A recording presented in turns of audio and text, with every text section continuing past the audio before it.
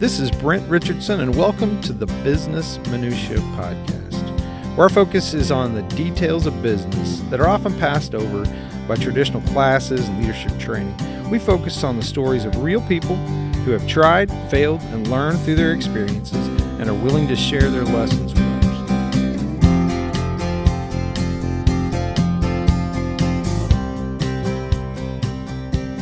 Jamie, if we're going to talk about loving what we do, there will be a certain population of folks out there listening to us that think the only way they're going to get that is when they work for themselves. Well, and sometimes that's true. Maybe is the answer to that. Right. So, but one way we could learn a little bit about that is by having an update with our good friend Brent, who is at the 6-month mark of starting his own business. And Crazy. So then I'm excited for him, and I had some business that I needed anyway, so I actually had a garage door put into my shop, and he came out and knocked that out, and we sat down and caught up, and I wanted to learn a little bit about what his regrets were, right? What his regrets were even from his when he wasn't working for himself, right? Those Right. types of things. What he loved about his job then, what does he love about his job now? And what are the challenges that he's dealing with, especially when you talk about scaling and time management and that type of thing? Yeah, and I love how open he is with everything that he's learning along the way. Yep. Enjoy the 6-month in update and put yourself in his shoes. Imagine you're working for yourself and you're 6 months in with him. Enjoy.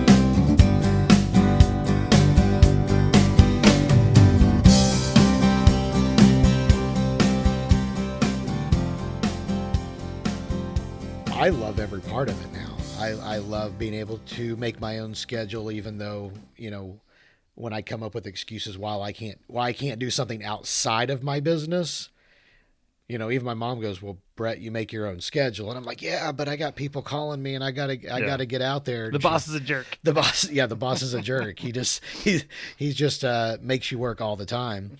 But that's part of my personality is I like to work. I like to know that I'm accomplishing something, that, man, I've left that house and I put my stamp of approval on it, that I did my very best at that place. But I love making my schedule. I love being able to get up and going a little bit later and not feeling so rushed, but yet still having a schedule Right. In the morning. What do you hate about it?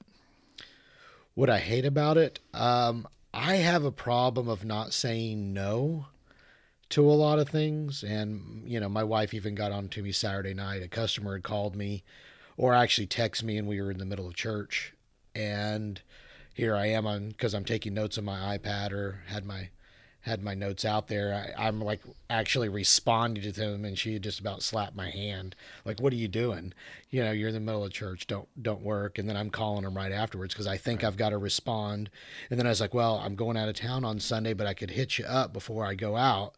And she's like, "When do you take a day of break?" Yep. And I'm like, "Well, because I'm already working. I've already got my work pants on. I might as well go." And she's like, "Whatever, but I'm telling you, you probably shouldn't." I find even with my job, in a corporate environment, you have to set boundaries, right? Yeah. But I think it's probably, for some people at least, it's probably easier to set boundaries when it's somebody else's company. Because you'd be like, "Look, these guys take all the time, and there's nothing for me." So you have maybe a little easier time when it's all yours and you own it. It's got to be harder to set those boundaries because it is one more customer. One more customer. And I do that constantly.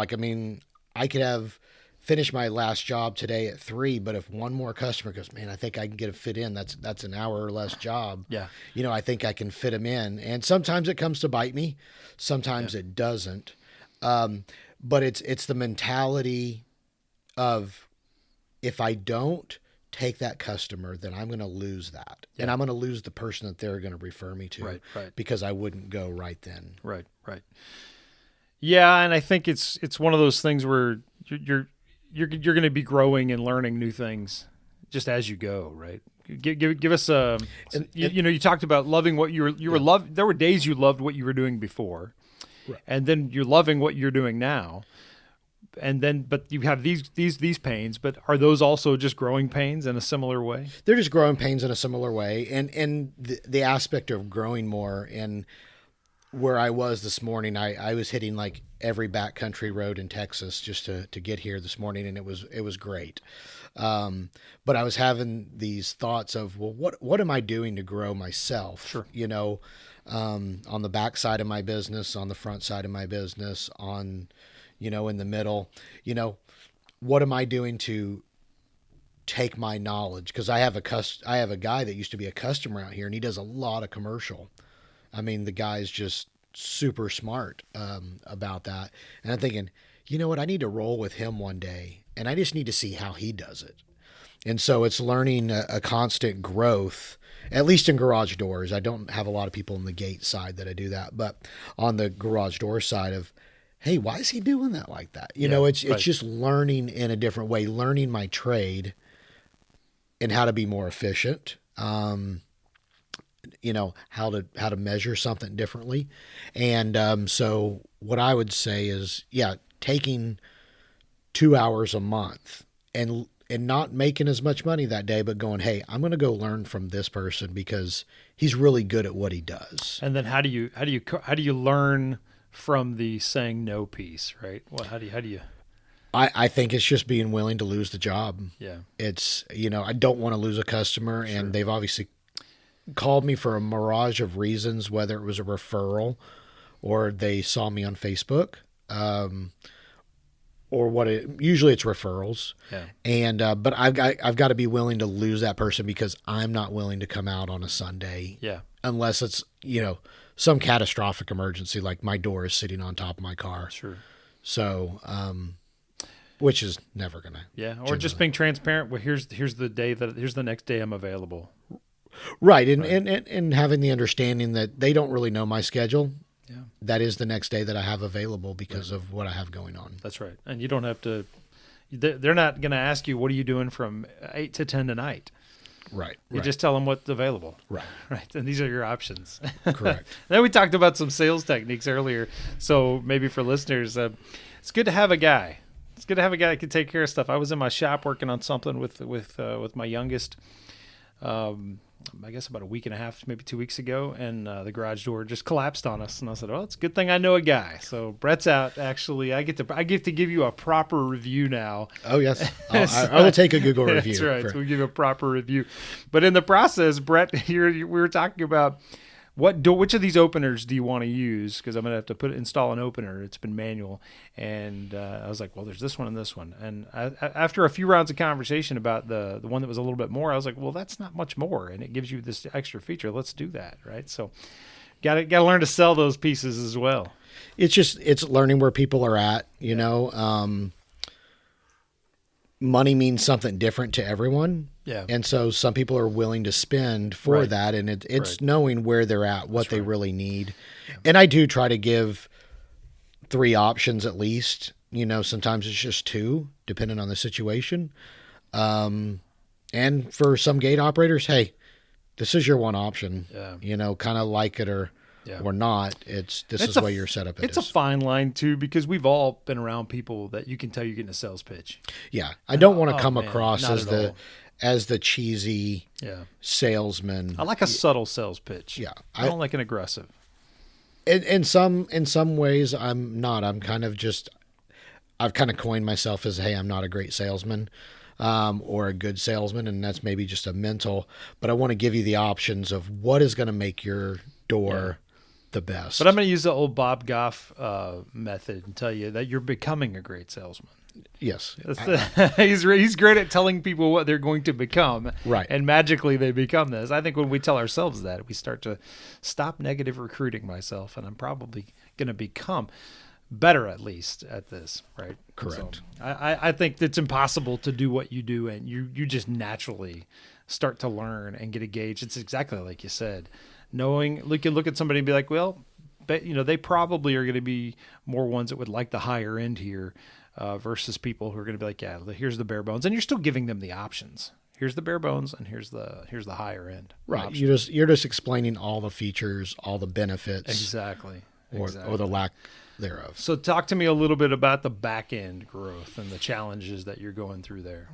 This year we switched over from like Invoice to Go, which honestly is a super, if I could give them a little bit of props, maybe I don't know how to use all their stuff, but works great on a mobile device. If you're out at a trade show or selling it works great. They're a little slow on the processing of what their credit cards and stuff will do that way.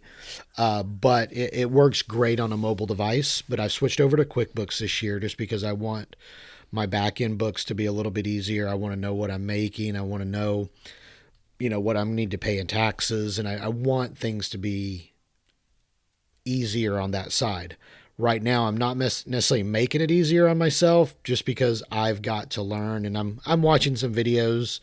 I'm looking for somebody to even tutor me, probably and my wife in QuickBooks a little bit to go, okay, well, you need to do this, this, and this. And I will say that I actually have contacted an accountant, and they just haven't returned my calls twice. And I'm like going, oh, well, wait, we have a problem here. Yeah. But so, I'm kind of struggling with doing my books from last year because they're kind of what I would say a hybrid. I had a job. So I'm getting a W-2, but yet I've got all these 1099s coming in from other people that I've done stuff for. And so it's going to look a little different than this year. This year, I hope that everything will be smooth sailing once I learn how to categorize everything into QuickBooks and actually have that work for me. Because I think I do really well on the job on the front side. I do really well on fixing your problem. I don't do really good on fixing my problems necessarily on the back side. Right. Wait until you have to. Well, yeah, wait until I have to. And it's getting a point, I've got receipts just piling up that I've taken pictures of that I've inputted, but I don't know where to make that receipt go. It's just kind of hanging out there. Yeah. Yeah, I think we probably all have those things that we know it's going to be a challenge, so we wait until the end. There's a little time management principle in this from a book called Eat the Frog. Eat the Frog? Yeah, and the idea being like if you had to eat a frog every day, wouldn't you do it first thing in the morning? Just get up and eat that frog, and just be done with the hardest part of your day first. I guess it depends on your personality. Some are like, maybe you gotta separate that out throughout the day. That just seems like torture. But if I put it off until I have to do it, that's kind of be where I probably like, all right. But sometimes I do think, okay, that's going to be the hardest job. Let's just get that out of the way first. Sure. But yeah. Yeah. But part of the learning.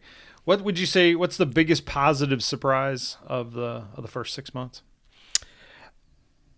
I'm not really that worried about income. I mean, I'm seeing on a daily basis that I have work, and from any given day, I'm two days to a week booked out usually. There's days where I don't know exactly what I'm doing tomorrow. Like tomorrow right now, I have one job.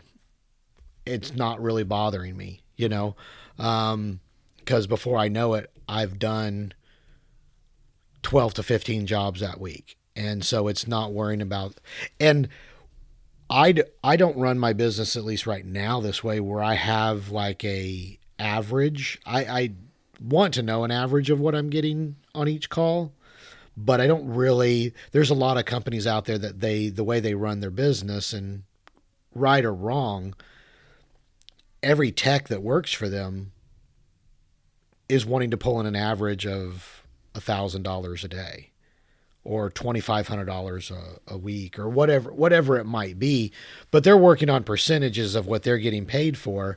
And right now, that's just not the model that I'm going for. I work for myself and only for myself. And if I pay a sub to help me, I'm just paying a sub, the agreed upon price. Project to project. Project to project. Yeah. Yes. I understand. What's the biggest negative surprise of the first 6 months?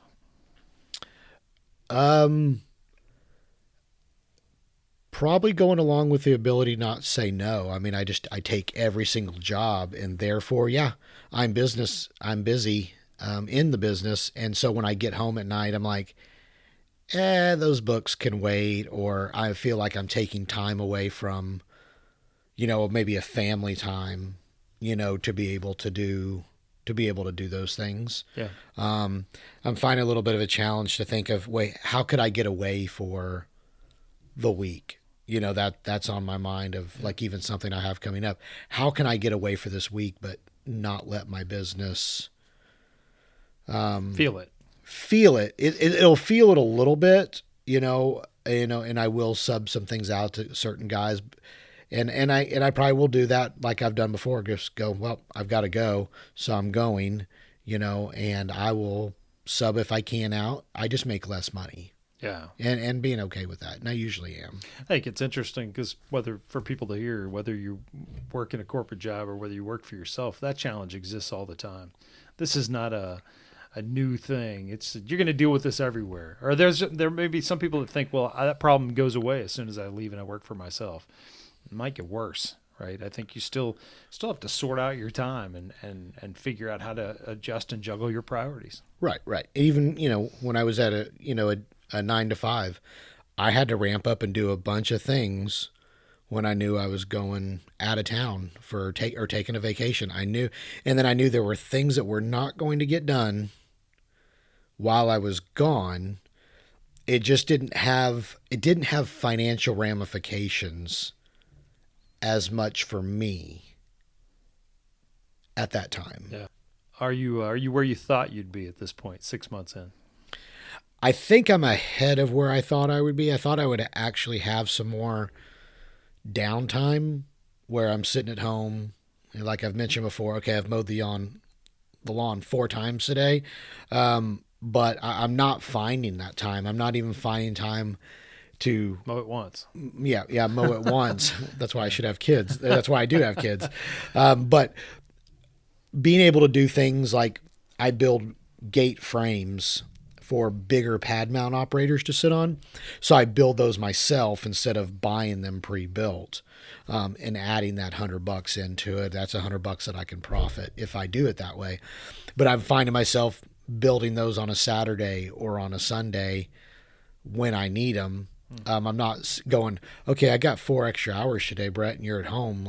Let's build those. And that's something I would do at home because I wouldn't be able to sit there. So I'd go out to the shop and I would build that.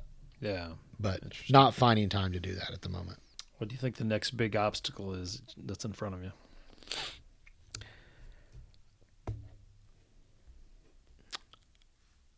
I would say to really figure out, does this business look different in 2, 3, 4 years for me? Am I okay with it just being me? I'm not trying to get rich. I'm just trying to provide an income and build some wealth in my family. Or do I need it to look where I have techs working for me?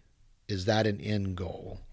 But I can't figure out how to do that to feel like I'm giving a customer a really great value for their product and for their service, without feeling like the customer's taken advantage of by my tech. And so it's kind of more, I'm like the small business is the way to... Quality control is huge for you. Customer support, customer satisfaction is huge for you. Yes. How do you scale that is really what you're talking about. Exactly. How do I get that to a point where... How do you duplicate yourself? When I'm not able to turn wrenches anymore, Right. and I'm hurt. Yes. And let's say you get hurt. I mean, I know a guy that was in the business. He got hurt. He had to figure out a way to still do the business that he knew. Yeah. But not actually be in the field turning the wrenches because he physically couldn't with his back. Yeah. Which that's always a very real possibility with what I do. I mean, I can cut my finger off today.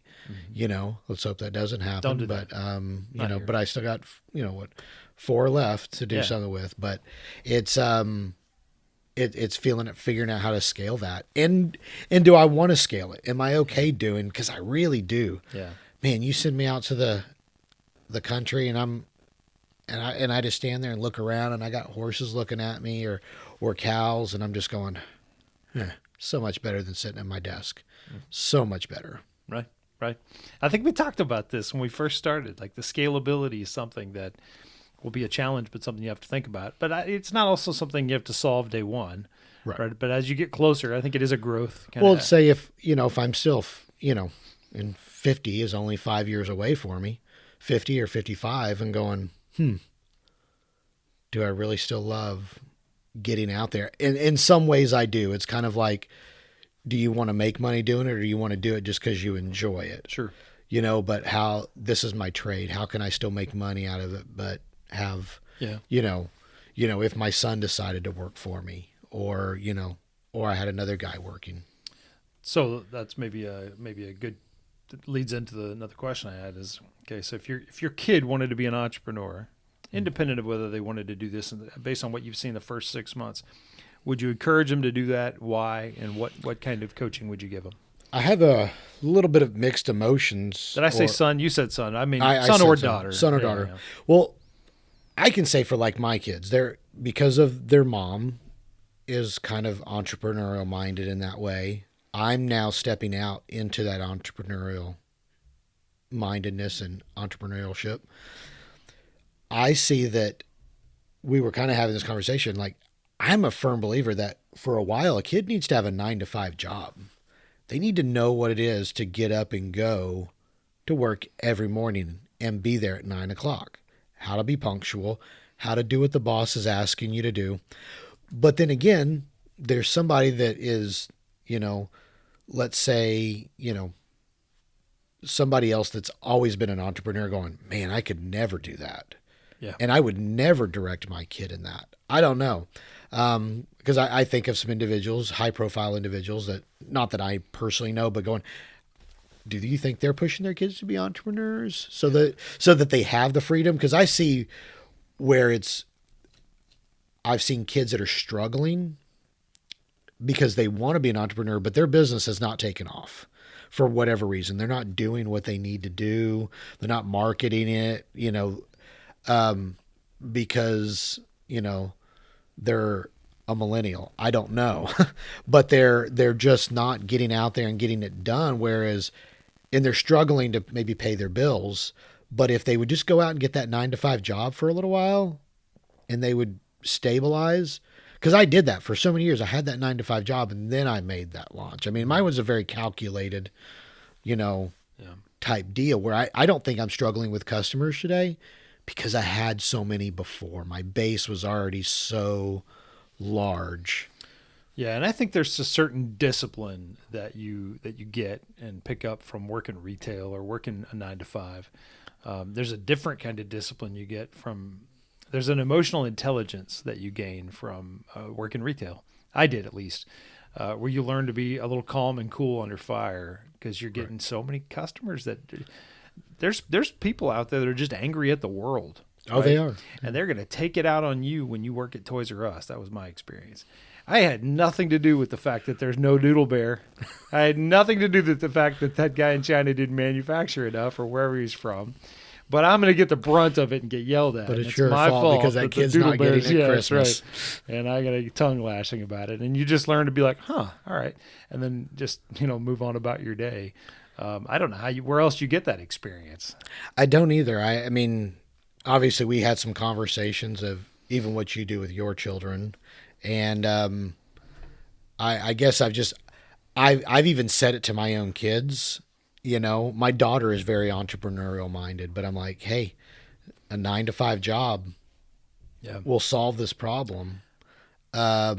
Maybe just to give some context for listeners, I don't know. We were talking earlier off before we were recording. I think I don't know. I'd be surprised if my kids, they probably will get they will get just standard retail jobs because you just want them spending money for gas and things like that. I suspect they will, but I know they don't want to work for anybody. That's probably rubbed off from me. I have no problems working for somebody, but for years, for whatever reason, that's rubbed off on them that they don't want to. They also have this idea in their mind that worst case, I'll just start a YouTube channel and be a millionaire. Right. So that's a younger generation thought Yeah, process. it's And totally foreign to I'm me. not going to knock that because it could happen. Right. So I don't want to. People will pay you Yeah. while you play video games and they watch you. That's correct, and I'm not going to knock it because as soon as I do, it'll happen, and I'll be like, "Dang, I was wrong." So it's certainly possible. But I will. The reason we were talking about this earlier is I do think there is value in you being able to feel confident to know that you can do certain things if you have to, right? And that is something like I think my daughter is very confident in that, and it's not that I'm taking care of her really, to provide for her. She's taking care of her own business, but I think that they do need that confidence, but they need that discipline instilled in them a little bit. Going, all right, I got to go down to Burger King today, and I've got to flip those patties and. Or whatever they do at Burger King. I'm assuming there's somebody flipping patties there, but I've got to learn what this takes. And there's some of my kids are doing that. I mean, I got a kid that works at a bike shop. He absolutely loves it. I would love to work at a bike shop. I would love to fix those bikes and be geeking out on, the newest carbon fiber handlebars or something, today. Yeah. I get to geek out through him a little bit because he comes home and tells me about it. But, I think it's good to learn that work ethic. And I think that's something very strong that I have, maybe to a fault. Yeah. Sometimes. So last question, you go back, talk to yourself a year ago. You're right on the cusp, on the edge of thinking about starting this thing. What would you tell yourself about the endeavor you've been on so far? I think I would say good job. I mean, I think if if that's the answer what you're talking about. Sounds like you just quell your own fears and be like. I just say, just go for it. Go for it. Go into battle. Go into the fray of whatever you're worried about. Follow your conscience, follow, what you believe you're supposed to do. And some things will iron themselves out, and that fear that I had has greatly dissipated, to, am I going to make it tomorrow? Am I going to make it next week? And, and even me trying to build up my business so that my wife could work for me. And it would make it easier on her. I don't know. It could be hard to work for me. I don't know. But terrible boss. I don't get works too many hours. I don't get too much back talk right now on myself. But occasionally I'll be angry at myself. But it's hey, go for it. You can do it, and you'll figure it out. Yeah. And you'll find out the resources that are around you if you really want to do it. Yeah. And some of it's just launching out into the water. And going, okay, I know how to swim. Yeah. I know how to row my boat. Yeah. I've got some tackle in the boat. I'm not really a great fisher, but surely there's a fish out there that will bite, and can feed me. And there's plenty of fish out there. There's plenty of fish out there. That's right. I was talking to a friend last week texting about this. I think there's some folks that don't start businesses or don't start new endeavors because we feel like we're competing with Bill Gates. Or Jeff Bezos or Elon Musk. You're not competing with Elon Musk. Elon Musk is competing with himself. Right. Yeah, he's in a totally he's competing bracket. with Tony Starks and fictitious people. For us, we're just trying to make ends meet and then work our way through some growth plans to do maybe a little more than that. It doesn't have to be this grand, massive undertaking. Yeah, I don't think I ever I think at a point I did look at it going, okay, the big companies out there that do what I do. Yeah. Am I competing with them? Well, I might be taking their stickers off the wall when I go in there or slapping my sticker over theirs. So, I mean, there is some competition, but there's a few guys that are really close with me that are good friends that we look at each other and we're not, afraid of what they're going to do or what they're selling their product for. In fact, they will share that knowledge with me and go, hey, Brett, because of this product, I had to go up on my pricing because of the profit margins and just things that are happening in our industry today with steel. Yeah. But they're going, there's enough out there for all of us. Yeah. There's enough to fish to be caught, enough jobs to be had. And I think the more I listen to people and I'm getting to watch two other businesses that are about to kick off. and I'm getting to watch both of those and see how they kind of evolve.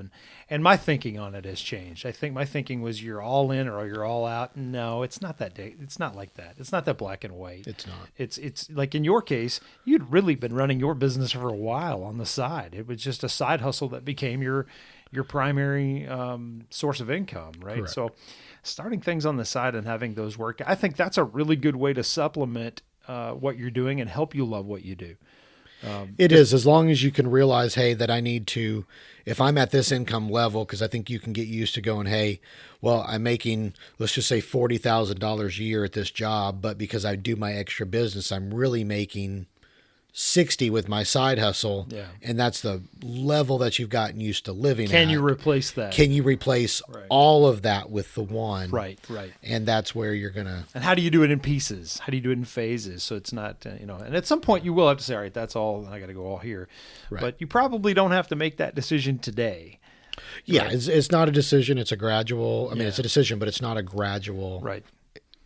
Thing that I'm that worried about. I know that it will happen in its due time. Yeah. And I kind of don't have a plan B. I know that my company, they would take me back. I'd have to probably eat a little crow of going back, but we left on such good terms that I buy from them, and I still use them.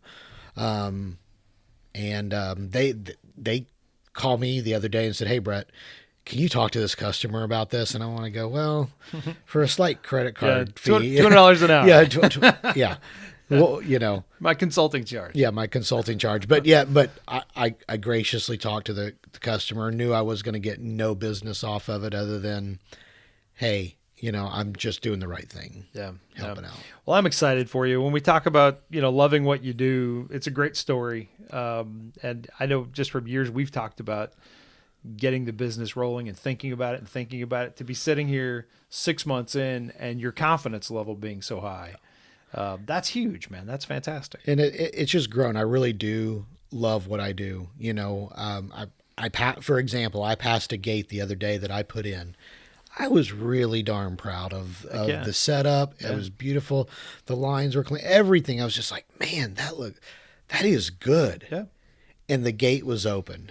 And I'm going, dude, you're falling down and using the product that I gave you or that I put in for you. And he really does. He doesn't even, and I talked to, because it was a sub for another company. He's like, yeah, man, he doesn't even open or close his gate. He just Likes the idea of having it. he just leaves it. And I'm going, man, that thing could be providing you security.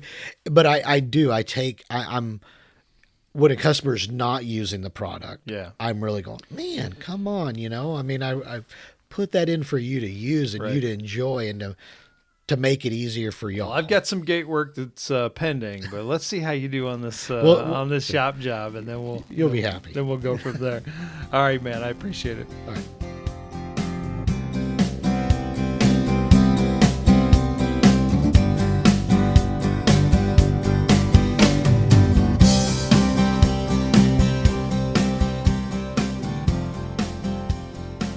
Now I can officially say, I can speak with confidence that I believe Integrity Garage Doors is going to be a viable business for a long time, because I got to see firsthand the work that he did, and it was great. My garage door was about to collapse on my head, and now it works great. And it has You can actually push a button and it opens. Automatic locking feature and all these things. And we talked a little bit Fancy app. about how to grow more and do more of those types of things. So if you have garage door needs or gate needs and you're in the Dallas area, I don't know why you don't call this guy. This should be the guy you contact and let him know we sent you.